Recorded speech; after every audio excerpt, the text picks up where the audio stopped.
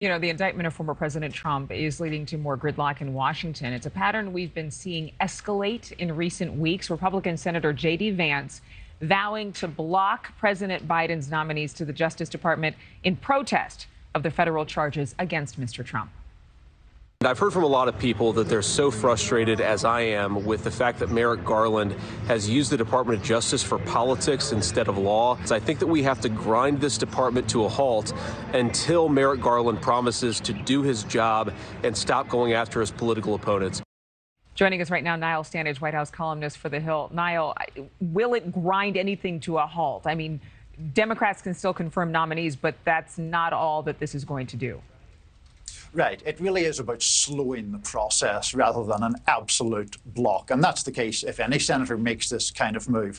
Sometimes difficult to talk about these issues without getting bogged down in Senate terminology, which isn't of very much interest to anyone, Adrienne. But the point is, normally, presidents will nominate people to lower or medium level posts. And in general, senators of both parties say, yeah, that's fine. And the yeah, that's fine process is known as unanimous consent.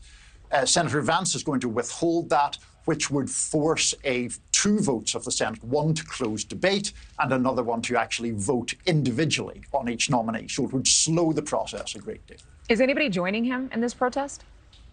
We don't know yet. I mean, he's obviously making an argument that many Republicans share about the idea of politicization of the Department of Justice. He has been applauded by it by some members of the House rather than the Senate, Congressman Gates and Congresswoman Marjorie Taylor Greene, but I'm not sure how many senators will join. But the mere fact of him withholding consent sparks the delayed process that I was just mentioning. So just a week ago, we had 11 House Republicans that held up legislation in protest over Speaker Kevin McCarthy's deal, the debt ceiling deal with the Biden administration. On the Senate side, Tommy Tuberville, he's been blocking nominations to the Defense Department in protest over the Pentagon's policy on reimbursing out-of-state travel for abortions.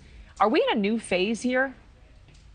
I think we are, though I think we've been building toward that phase over a long period of time. People like to hearken back to a previous era in the Senate or in Capitol Hill when there was more bipartisan agreement and more go along to get along kind of politics. That has changed very substantially. We could have a whole longer conversation about that, Adrienne, the way incentives, both in politics and in the media, have shifted in many ways to favour confrontation rather than cooperation. But to answer your question, we are seeing more of this. But it's interesting because we have the Decision Desk HQ poll here at NewsNation where 3/4 of the country, they want lawmakers to work in a bipartisan way. But if these kinds of protests don't help and what they were doing before the protests don't help, what is the alternative? I'm not sure, and it's a really great question. I think those poll results tend to reflect a generalized frustration, not only with Congress, but with our political system. But those voters don't really have the capacity to punish the politicians on an individual basis, if you see what I mean. Those politicians are elected by people in their district or state. So we're at an impasse, and I don't see an immediate pathway out of it. And really, I mean, write your congressman doesn't seem to hold as much weight as it used to either. Exactly, because the political culture has shifted and become much more nationalized, much more polarized, and much more rewarding of polarizing behavior. Niall Stanage, good to see you. Thank you for watching. Go to newsnationnow.com to find NewsNation on your television provider. And don't forget to click the red subscribe button below to get more of NewsNation's fact-driven, unbiased coverage.